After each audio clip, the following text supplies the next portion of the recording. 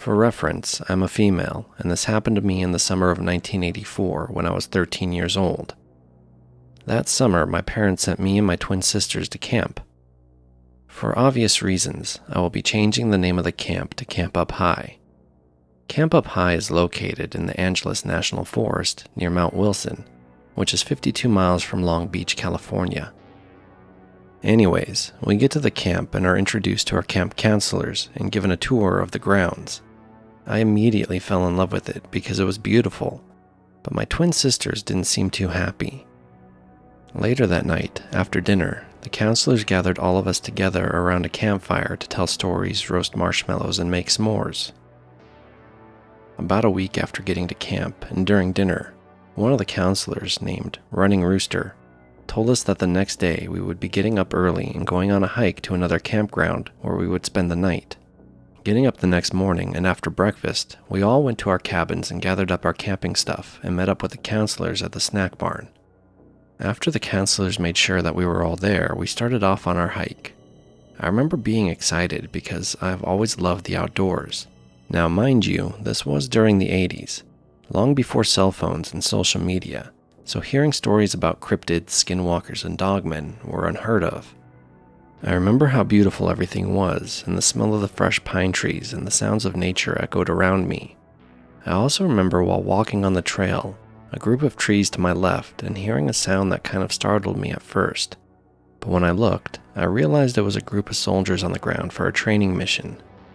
While standing there, watching them, it dawned on me that I was way behind my group.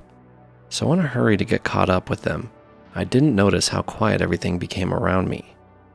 After crossing a small stream to catch my breath and realizing it was too quiet, I kind of started getting scared because I still didn't hear or see my group. That's when I first heard something moving diagonally to the right of me. That's also when I smelled whatever it was.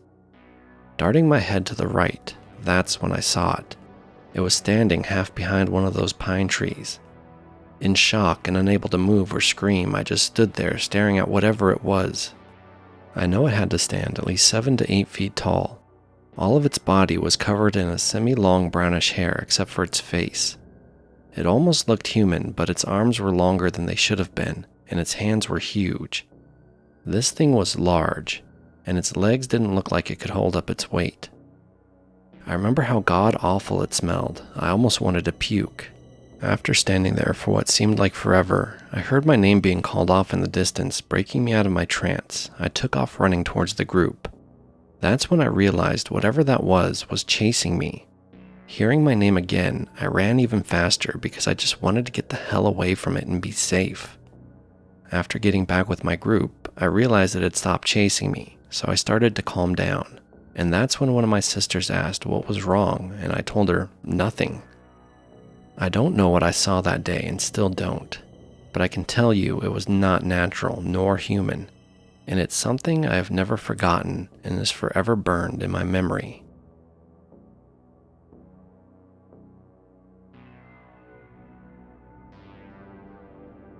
This happened only 1 week ago. I went to a small town in northern Sweden. The first days and last days were very fun with me doing all kinds of summer-related things, going swimming in lakes, etc. But on midsummer, we had just had dinner and me along with my mother's boyfriend had just made a small midsummer stag, so naturally after the work I was a bit tired. Now don't get me wrong, it was not a big one, but it still did take some effort assembling it. So I went to my bed to watch some YouTube and just chill. Now, for this story to make sense, I need to tell you that I had a folding bed. We were visiting a family friend, and it was in the living room. Now, from the bed, my head was pointed towards the door to our backyard, which was open due to the heat at the time. So after about 20 minutes of watching YouTube, I thought I saw something in my peripheral vision. And behold, when I looked up, there was some random person that I did not know standing about a meter into the room. I identified it as a woman, and I locked eyes with her. The moment I did, she just froze, standing there not saying anything for what felt like an eternity. And finally, she exited, just casually walking away, still not saying anything. This may not be the creepiest post you've read, but you have to understand how scary it is just looking up to suddenly see an unknown person inside your house. It really makes you feel like no place is safe, not even your home. I was 12 years old, living with my dad one summer. I was in the middle of playing Black Ops Zombies with my cousins, and we were on a hot streak. It was around midnight, and my dad enters the room, bottle in hand, telling me to go get some cigarettes from down the street. I didn't tell him no, because he always expects me to do it without question. As he exits the room, I get my shoes on and head out the door. It was a pitch black night, with only a few stars in the sky, and a single street lamp at the end of my block opposite my destination. We were living on the reservation at the time, so I knew the place inside and out, and would occasionally go on a clear year head walk, but never at night. It was always a rule of mine to never go outside after dark, since it always felt like I was in an abandoned inner city suburb like you kind of see in metropolitan areas. But luckily, the lady I get my cigarettes from only lives a block away, so I had no reason to worry. But that didn't last long, because when out walking alone, I immediately got that feeling of being watched, almost to the point you feel someone's right behind you, so I walked faster. I got there less than a minute at my speed, and immediately knocked on her door. She was an older woman, probably in her 60s, so it took her a minute to open up, but it wasn't her who answered. He was a large man, about 6 feet tall, 40 years old, and had a beer gut. It was her son, and I've seen him before inside the living room watching TV, while the cigarette lady, as we like to call her, was the only one to open up to make exchanges, only $1 for 2 smokes. I had the $1, so I asked him. He wasn't the nicest guy though, because he was more than willing to wake up his mother, right after shutting the door in my face. At this point, I just wanted to get back to my game and call it a night. About a minute passed before the door opened again, and it was her this time. The poor woman looked exhausted, and she was willing to give me a couple of cigarettes. But before handing them over, I look up at her. She was staring at me like she was staring off into space with this blank expression. Normally, she'd be chewing my ear off, but she was unusually quiet. Her stare alone became very unsettling, with her mouth opening up a little just to let out tiny breaths of air. She did not break eye contact with me. I was 12 years old and I didn't know what to do or say in this situation. What was wrong with her? Why is she acting this way? I couldn't think of a good answer. I just wanted to go home. So I reached in my pocket for a $1 bill to give her. When I was looking down at my pants, shuffling through my pockets, I noticed she dropped the 2 cigarettes. I looked back up at her to find her with a frightened expression. Her eyes filled with so much dread as they widened. Her breathing turned huff and grew more frequent. The way she looked made me feel like she'd never seen anything so severely haunting in her life before. This, in my 12-year-old eyes, scared me because she wasn't looking at me. She was looking over my shoulder.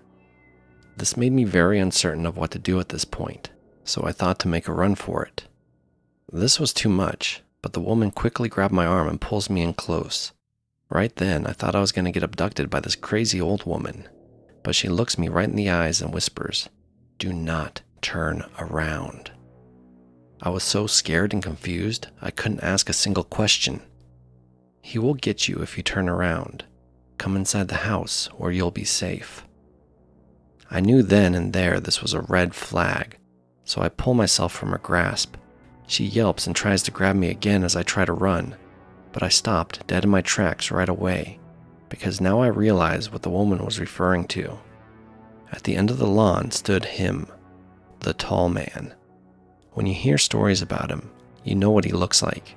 He's 10 feet tall with long arms, wears a trench coat and top hat, and is said that he preys on lonely souls walking alone at night, and he's right here in front of me.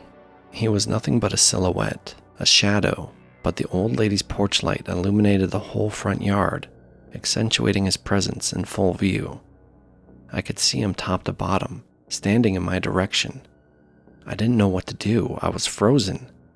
Just then the old lady shuts her door, leaving me outside to defend myself. It was me and him, and that wasn't a fight I could win. He was just standing there, and the thought of being abducted by him just filled me with utter dread. There was only one thing I could do. I ran. I ran back home as fast as I could, with tears streaming across my face. Then I heard a wicked laughter screeching from behind me. He was chasing me and getting closer every second as I hear it get louder. Once I got back to my house, I thought I was safe, so I turned around to see, which I now think was the stupidest thing I've ever done, where I caught a memory-haunting image of him launching himself forward with his long arms, trying to snatch me with his huge hand wide open. I finally let myself in the house, where I quickly locked the door. My dad sees me and sees that I'm in total devastation. He picks me up and hugs me. It took a while for me to calm down and explain everything. Once I did, he believed me, so did everyone else. That's where my dad made a promise to not make me go out that late again. It took me a while to get over the incident that involved moving away. I didn't come back for a couple years, but when I did, it was only for visits. When I was in bed, scrolling through my phone one night, I came across this article where a fire was lit on an Indian reservation, my reservation. The article stated it was a house fire and everyone inside was burned alive. One elderly woman, one middle-aged man. I knew the exact house they were talking about, so I started digging into this story, trying to find out how the fire was lit. There were no answers, only theories. I spent the whole night trying to piece it together, only making weak sauce. I was about to give up, then I came across a photo. It was the house mid-fire. Right there, I could just hear the screams of that poor old friendly woman. I started to analyze the photo. It was a wide shot, probably snapped on a phone with a clean camera, and it's the middle of the night. Nothing that really stood out. Then I found something obscured in the darkness, but the fire illuminated it just enough for me to see. It was tall, dark, and wearing a top hat.